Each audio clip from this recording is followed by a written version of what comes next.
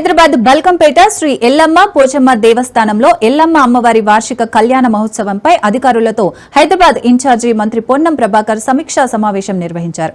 సమావేశంలో పాల్గొన్న GHMC mayor Gadwal Vijayalakshmi, Rajya Sabha సభ్యులు అనిల్ కుమార్ యాదవ్, ఎమ్మెల్యే తలసాని శ్రీనివాస్ యాదవ్, జిల్లా కలెక్టర్ దాసరి హరిచందన, స్థానిక కార్పొరేటర్ కేతినేని సరళ తదితరులు పాల్గొన్నారు.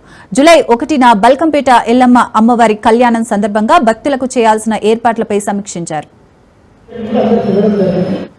ప్రతిష్టాత్మకంగా తీసుకొని తెలంగాణ రాజధాని హైదరాబాద్ లో ఆచారము సాంప్రదాయాలకు అనుగుణంగా జరిగే ఈ బోనాల పండుగ తొలి బోనం గోల్కొండ 26వ తేదీ 1 బోనం నాడు స్టార్ట్ అయితే 26 నాడు 1వ తేదీ నాడు బల్కంపేట ఎల్లమ్మ కళ్యాణం బ్రహ్మాండంగా అన్ని ఏర్పాట్లు చేయాలనే ఆలోచనతో ఈ రోజు ఇక్కడ ప్రభుత్వం తరఫున రివ్యూ పెట్టడం జరిగింది. దేవాలయం యొక్క ప్రతిష్టను ఇమడింపజేసే విధంగా ఏర్పాట్లు చేసేటువంటి విధంగా నిర్ణయం తీసుకోవడం జరిగింది. బల్కంపేట ఎల్లమ్మ ఈ ప్రాంతానికి సంబంధించిన భక్తులందరినీ ఈ ప్రాంత నివాసులను కోరుతా ఉన్నాం. 364 రోజులు మీరు ఎల్లమ్మ సేవ చేస్తారు. ఆ కళ్యాణం రోజు బయట నుంచి వచ్చే ప్రజలకు భక్తులకు సౌకర్యంగా ఉండే విధంగా గత ప్రభుత్వాల మాదిరిగానే లేదా మేము ఇప్పుడు ఏడాది నుంచి ఇంకా దీన్ని నిధులు ఎక్కువగా కేటాయించి ఎటువంటి ఇబ్బందులు ఉండొద్దని ఈ బోనాలను గౌరవించుకొని బోనాలు ఈ హైదరాబాద్ ప్రాంతానికి తెలంగాణ ప్రాంతానికి ఒక పెద్ద ఆచారం కాబట్టి దీని ఎక్కడ కూడా లోపం లేకుండా జరపాలనే విధంగా చేస్తున్న సందర్భంగా హైదరాబాద్ ప్రజలు అందరికీ బోనాలను చూడడానికి వచ్చేటువంటి అతిథులకు బంధువులందరికీ కూడా ఆతిథ్యం ఇచ్చేటువంటి ఒక పెద్ద మనసుతోటి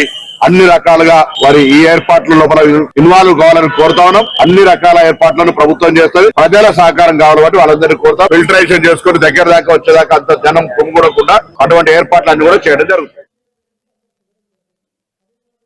బల్కంపేట ఎల్లమ్మ కళ్యాణం చరిత్ర తీసుకున్నప్పుడు పూర్వం కొన్ని వందల సంవత్సరాల క్రితం నుంచి జరుగుతున్నటువంటి ఆ కార్యక్రమాన్ని ఆ అమ్మవారి ఆశీస్సులో తీసుకోవాలనేటువంటి సంకల్పంతో ఒక హైదరాబాద్ జంట నగరాలే కాకుండా తెలంగాణ వ్యాప్తంగా వివిధ రాష్ట్రాల నుంచి అమ్మవారి కళ్యాణానికి రావడం జరుగుతుంది. కొన్ని లక్షలాది మందికి ఇక్కడ అన్నదానం చేసేటువంటి దాతలు ఉన్నారు.